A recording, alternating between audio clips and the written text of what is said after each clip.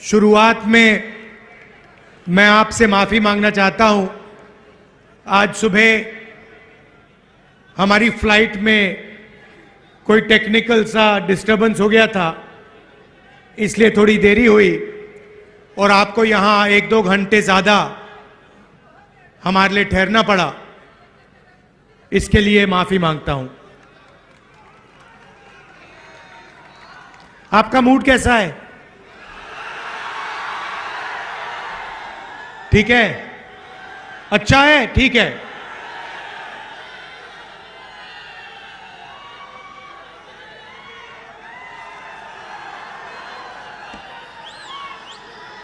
रास्ते में बिहार के युवाओं का जोश, बिहार की जो क्रांतिकारी हिस्ट्री है वो थोड़ा देखने को मिला। अब हमारी भारत जोड़ो न्याय यात्रा बिहार से निकलेगी। आपसे मिलने का मौका मिलेगा, आपसे बातचीत करने का मौका मिलेगा। ये हमने भारत जोड़ो यात्रा 1 साल पहले की। कन्याकुमारी से कश्मीर तक चले 4000 किलोमीटर, हर रोज 20, 25, 30 किलोमीटर चलते थे 6 बजे उठकर, और लाखों लोग हमारे साथ चले। समुद्र के तट से शुरू किया, हिमालय तक पहुंच गए, पूरा देश देखने को मिला। युवाओं से बात की, किसानों से, मजदूरों से 7-8 घंटे बात होती थी, अलग अलग लोगों से बात होती थी। और फिर शाम को 15-20 मिनट ऐसे हम अपनी बात रखते थे। लोगों ने हमसे पूछा 4000 किलोमीटर चलने की क्या जरूरत हुई? कहा कि देखिए राहुल जी, 4000 किलोमीटर शायद पहले कोई चला नहीं है, आपको जरूरत क्यों पड़ी? मैं कहता था देखिए, पूरा का पूरा सिस्टम जो है, मीडिया का सिस्टम, हिंदुस्तान का सिस्टम चुने हुए लोगों के हाथ में है, नरेंद्र मोदी जी के हाथ में है। मैंने अभी प्रेस वालों को मित्र कहा, मगर हमारे मित्र विपक्ष की बात टीवी पे तो नहीं दिखाते, अखबारों पे तो नहीं दिख पढ़ाते। सही ना? वो टीवी पे आपको नरेंद्र मोदी जी का चेहरा दिखेगा, वो अदानी अंबानी का चेहरा दिखेगा, उसके साइड पे आपको ऐश्वर्या राय, अमिताभ बच्चन नाचते हुए दिख जाएंगे, डांस करते हुए, 2-3 क्रिकेट वाले दिख जाएंगे, मगर गरीब किसान, मजदूर, बेरोजगार युवा आपको नहीं दिखने वाला। जैसे हजारों किसान दिल्ली की ओर चल रहे हैं, उन पर टीयर गैस चलाया जा रहा है, छर्रे मारे जा रहे हैं।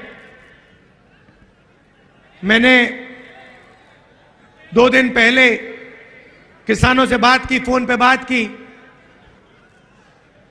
एक्स आर्मी का जवान था, उसके मुंह पे छर्रे मार दिए।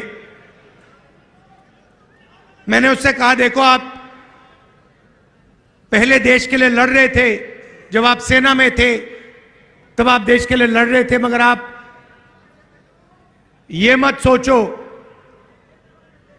कि आप आज देश के लिए नहीं लड़ रहे हो। जो आपने छर्रे मुंह में, जो आपके छर्रे मुंह में लगे हैं, ये भी आप देशभक्ति का काम कर रहे थे, किसानों की लड़ाई लड़ रहे थे। तो मीडिया में तो नहीं दिखेगा भैया, आप देख लो, यहां पे आपको भारत जोड़ो न्याय यात्रा में हजारों लोगों की भीड़ दिखेगी, मगर आप टीवी ऑन करोगे तो सिर्फ नरेंद्र मोदी जी का चेहरा दिखेगा। वो सुना है वहां दुबई में वहां के राजा से गले मिल रहे हैं, 2-3 बार गले मिलेंगे, तो वो टीवी पे दिखने को मिलेगा। इसलिए 4000 किलोमीटर हम चले, क्योंकि हम डायरेक्ट जनता से बात कर रहे हैं। मतलब ये जो टेलीविजन वाले बिचौली हैं, इनको हमने परे कर दिया है। भारत जोड़ो यात्रा पे हमने नारा दिया, नहीं हमने नहीं दिया, नारा भीड़ से निकला। एक दिन एक व्यक्ति बाहर दौड़ता हुआ आया, पुलिस वाले ने उसको मारा। पहले इधर से आया, इधर से पुलिस वालों ने रोका, फिर दूसरी साइड से आने की कोशिश की, फिर उसको 2-3 धक्के लगे। अंत में वो दौड़ता हुआ आता है मेरे सामने, ऐसे खड़ा होकर कहता है, राहुल जी मैं समझ गया, मैं जानता हूं आप क्या कर रहे हो। मैंने उससे पूछा भैया बताओ क्या कर रहा हूं। कहता है नफरत के बाजार में मोहब्बत की दुकान खोल रहे हो। मैंने कहा बात तो सही है। और फिर भाषण में मैंने कहा कि देखिए, भीड़ से आवाज आई है, भीड़ से नारा आया है, नफरत के बाजार में मोहब्बत की दुकान खोल रहे हैं। और सिर्फ मैं नहीं खोलता हूं, ये मोहब्बत की दुकानें आप सबके दिलों में है। आपने देखा होगा, कांग्रेस के किसी भी कार्यकर्ता को देखो, हमारे नेताओं को देखो, मुस्कुराते हुए चेहरे दिखेंगे। टेंशन हो, मुश्किल हो, कठिनाइयां हो, कांग्रेस पार्टी के नेता, कांग्रेस पार्टी के कार्यकर्ता मुस्कुराते हुए दिखेंगे। सही? देखो सारे के सारे मुस्कुरा रहे हैं। दूसरी तरफ बीजेपी के कार्यकर्ताओं को देखो, ऐसे देखते हैं।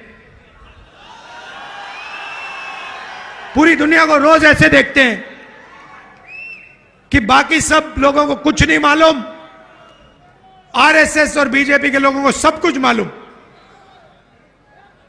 सोच है उनकी। और देश में कोने कोने में नफरत फैलाते रहते हैं।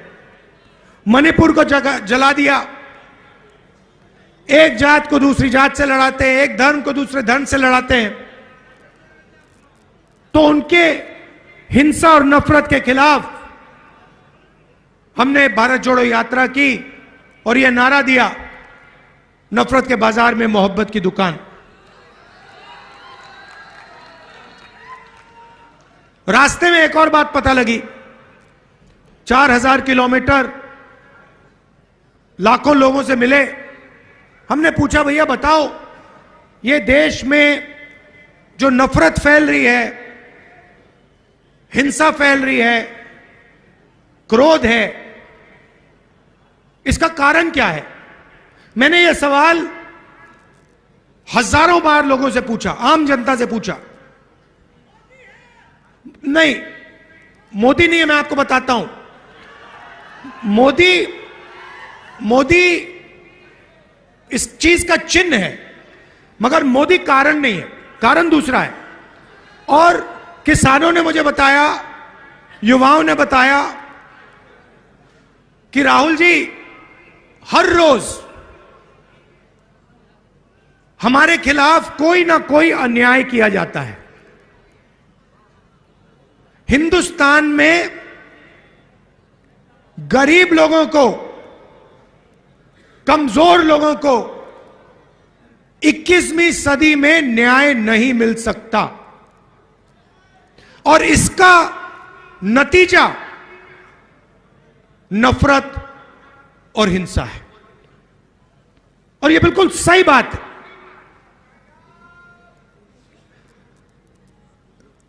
गरीब व्यक्ति जितनी भी कोशिश कर ले, किसान जितना भी चिल्ला ले, मजदूर जितनी जोरों से चीखे, उसे इस देश में मालूम है कि मुझे न्याय नहीं मिल सकता।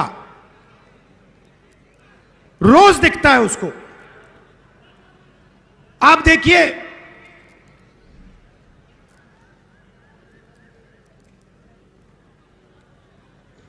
सबसे अमीर लोगों का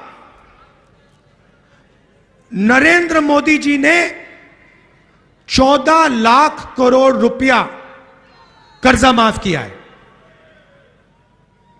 14 लाख करोड़ रुपया। नरेगा में कितने लगते हैं? साल में कितने लगते हैं? कितने? हाउ मच नरेगा का एक साल? नहीं, बजट साल का। नरेगा का पूरी की पूरी नरेगा को चलाने के लिए एक साल के लिए 70,000 करोड़ रुपए। सबसे गरीब लोगों के लिए एक साल में 70,000 करोड़ रुपए। और सारे के सारे अमीर लोगों ने कहा देखो यह पैसा जाया हो रहा है। 70,000 करोड़ रुपए मनरेगा में जाते हैं और 14 लाख करोड़ रुपए हिंदुस्तान के 10-15 सबसे अमीर लोगों का एक सेकंड में कर्जा माफ हो जाता है। अखबार में नहीं आता। क्यों? क्योंकि अखबार उनके। पहले एक अखबार था, वो एक टेलीविजन था, मीडिया, एनडीटीवी, उसको भी अदानी जी ने खरीद लिया।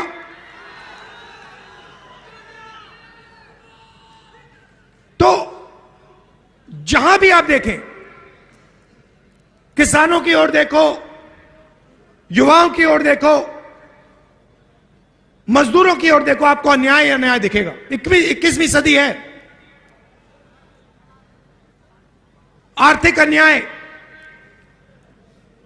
40 साल से सबसे ज्यादा बेरोजगारी। ये हमारे सारे युवा ये टेलीफोन लिए घूमते हैं। ये चाइना में बनता है। इसका फायदा चाइना के युवाओं को मिलता है। रोजगार वो ले जाते हैं। और होता क्या है? चाइना का माल हिंदुस्तान के 10-15 अरबपति यहां बेचते हैं। चाइना के युवाओं को फायदा होता है, चाइना की कंपनियों को फायदा होता है, और हमारे यहां 10-15 अरबपतियों को फायदा होता है। और जो छोटे व्यापारी हैं, स्मॉल मीडियम बिजनेस वाले हैं, छोटे कारखाने चलाते हैं, उनके लिए क्या? उनके लिए जीएसटी, उनके लिए नोटबंदी। खत्म कर दिया सबको। आप किसी से पूछ लीजिए, यहां पे इंडस्ट्री हुआ करती थी, सारी की सारी बंद हो गई। बिहार के लोग बाकी प्रदेशों में जाके मजदूरी करते हैं, कॉन्ट्रैक्ट लेबर का काम करते हैं। यहां पे 4 लाख शिक्षा के मजदूरी कर रहे हैं, कॉन्ट्रैक्ट पे हैं। उनको एक दिन में निकाला जा सकता है। तो यह आपको सब जगह दिखेगा। अच्छा, मैं आपसे सवाल पूछता हूं, हिंदुस्तान में पिछड़ों की कितनी आबादी? कितनी? 50%। ठीक है। दलितों की कितनी आबादी? 15%। आदिवासियों की कितनी आबादी? 8%। कितना हुआ? 50, 15 और 8 कितना हुआ? 73 हुआ ना? तो पिछड़ों की, दलितों की, आदिवासियों की आबादी 73%। अब मैं आपसे पूछता हूं, हिंदुस्तान की सबसे बड़ी 200 कंपनियों में उनकी लिस्ट निकालो। मैंने निकाली है, और उनकी मालिकों की लिस्ट में आदिवासी, दलित और पिछड़े कितने हैं मुझे बताओ। कितने हैं? 0। एक नहीं है। चलो छोड़ो, ये बताओ उनकी सीनियर मैनेजमेंट में कितने हैं? 0। अच्छा बताओ, मीडिया की कंपनी के मालिक ओबीसी, दलित, आदिवासी कितने? 0।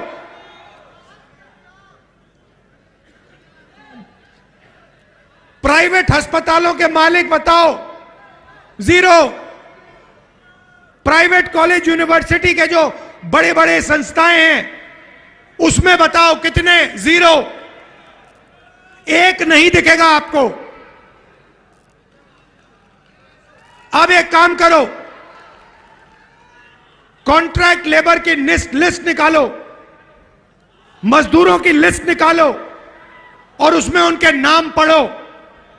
आपको सारे के सारे दलित, आदिवासी और पिछड़े मिलेंगे। उसमें थोड़े से जनरल कास्ट के गरीब लोग मिलेंगे। यहां पे जनरल कास्ट के लोग हैं। आपसे पूछता हूं, हिंदुस्तान की सबसे बड़ी कंपनियों में गरीब जनरल कास्ट के लोगों के लिए कितनी जगह है मुझे बताओ? 0। 90 लोग इस देश को चलाते हैं। 90 आईएएस अफसर इस देश के बजट को बांटते हैं। प्रधानमंत्री नहीं बांटता, एमपी नहीं बांटते, 90 अफसर देश के बजट को बांटते हैं। वो चुनाव नहीं लड़ते कभी, वो परमानेंट रहते हैं। चाहे कुछ भी हो जाए, चुनाव कोई भी जीत जाए, हार जाए, कोई फर्क नहीं, ये 90 लोग वहीं के वहीं बैठे रहेंगे। मुझे बताओ, 90 में से 73% वाली आबादियों के कितने लोग? भाई और बहनों, 90 अफसरों में से 3 पिछड़े वर्ग के, उनको कोने में बैठा रखा है। 3 एससी और 1 आदिवासी। भाइयों और बहनों, अगर हिंदुस्तान की सरकार बजट में 100 रुपए खर्च करती है तो ओबीसी अफसर 5 रुपए का निर्णय लेता है। आदिवासी अफसर 100 रुपए में से 10 पैसों का निर्णय लेता है और दलित अफसर 100 रुपए में से 1 रुपए का निर्णय लेते हैं। मतलब अगर हिंदुस्तान की सरकार बजट में 100 रुपए खर्च करती है तो इस देश की 73% आबादी सिर्फ 6 रुपए 10 पैसे का निर्णय लेती है। और उसमें मैंने माइनॉरिटी की बात नहीं की, उनको अलग रखा है, वो भी 15% है।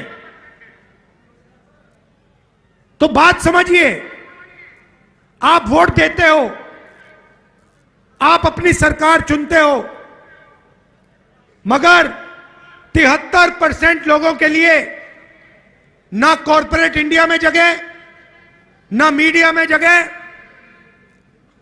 ना बड़े उद्योगों में जगह, ना ब्यूरोक्रेसी में जगह, ना हाई कोर्ट में जगह। हाई कोर्ट का आंकड़ा मेरे पास है, 650 हाई कोर्ट के जज हैं।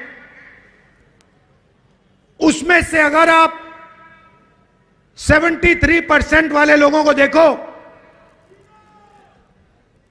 650 में से 100 हाई कोर्ट के जज या दलित या आदिवासी या पिछड़े वर्ग के।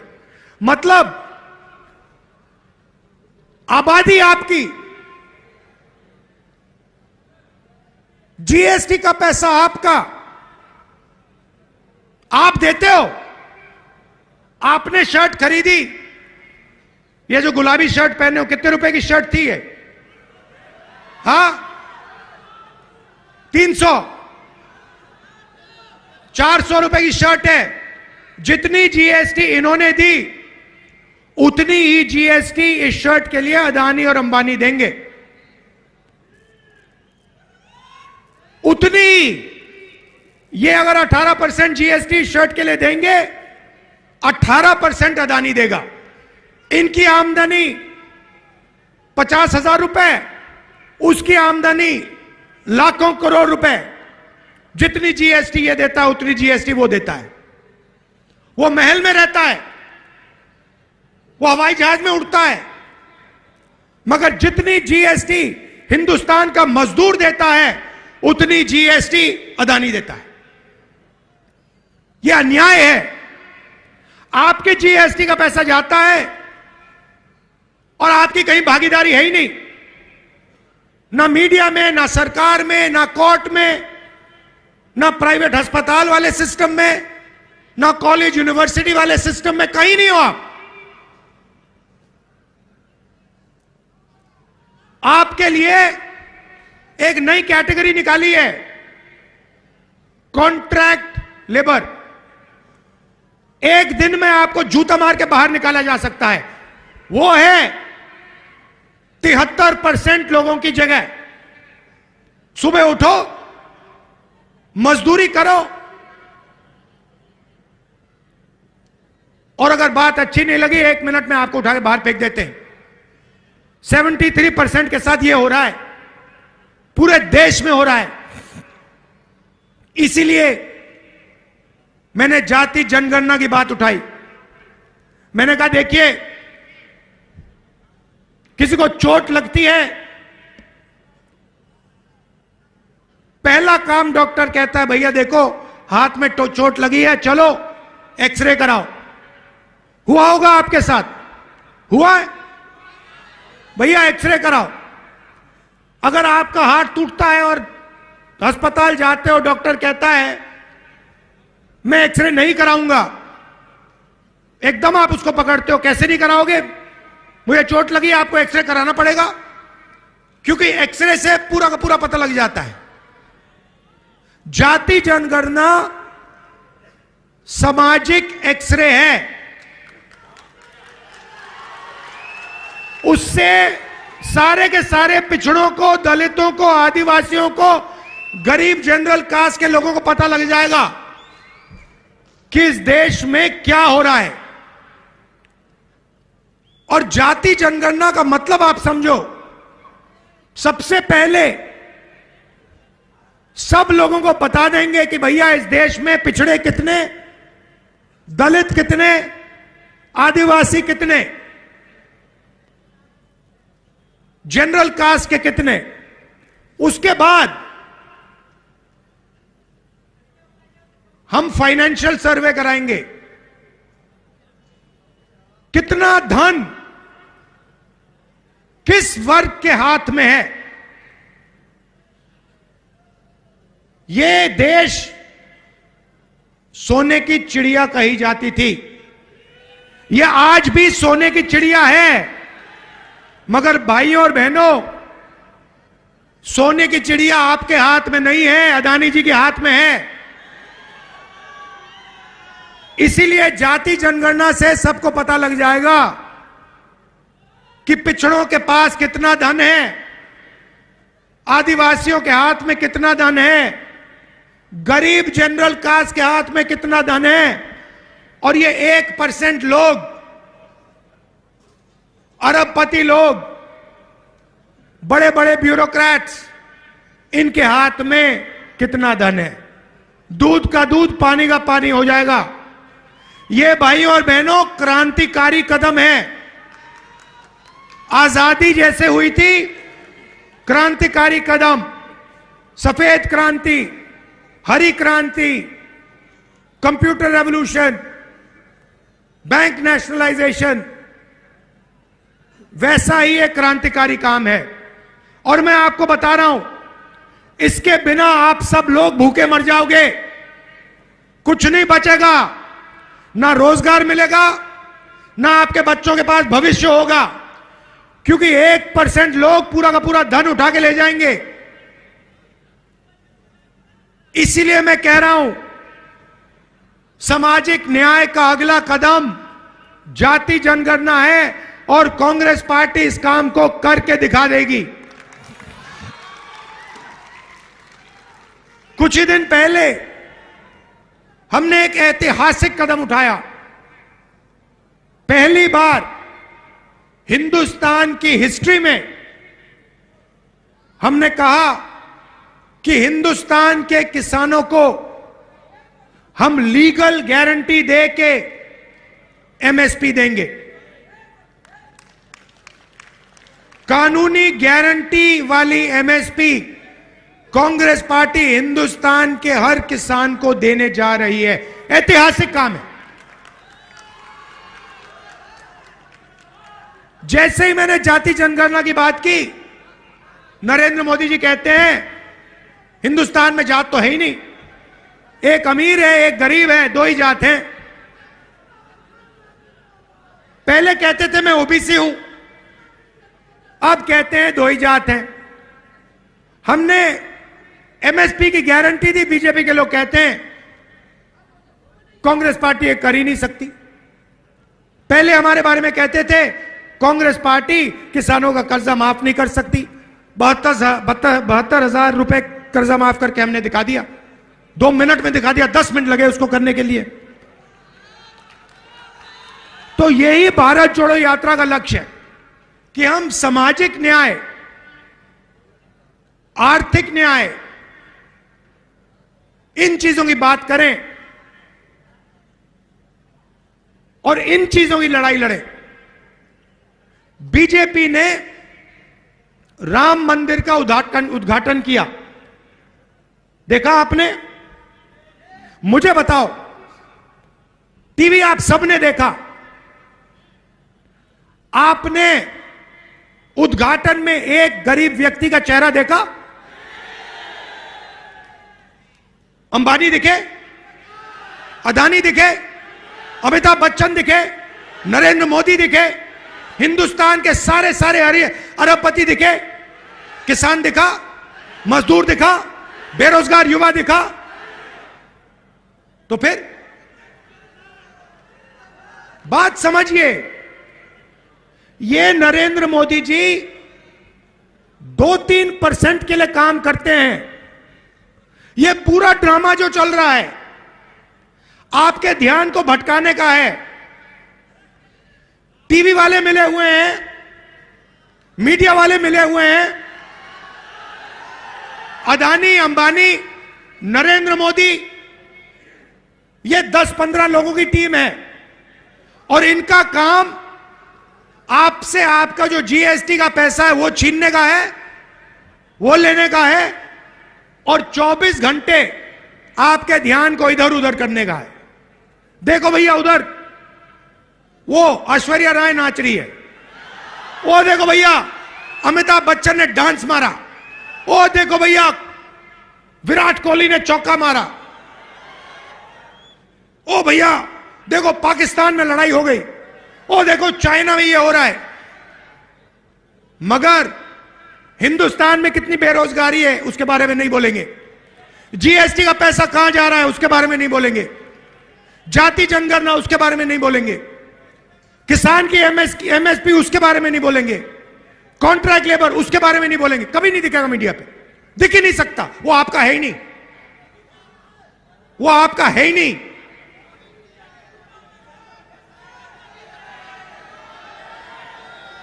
तो ये हिंदुस्तान में लड़ाई है, ये लड़ाई है हिंदुस्तान में। एक तरफ 99% लोग, उसमें 50% पिछड़े लोग, 15% दलित, गरीब जनरल कास्ट के लोग, आदिवासी, माइनॉरिटी, ये सब। और दूसरी तरफ चुने हुए अरबपति, नरेंद्र मोदी, मीडिया, इसीलिए हमने भारत जोड़ो यात्रा में न्याय शब्द जोड़ दिया।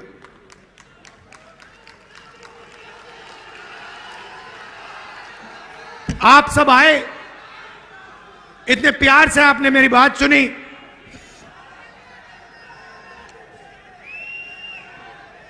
इतने प्यार से आपने मेरी बात सुनी और इतने जोश से आपने मेरा यहां स्वागत किया। दिल से आपका धन्यवाद करना चाहता हूं। नमस्कार, जय हिंद।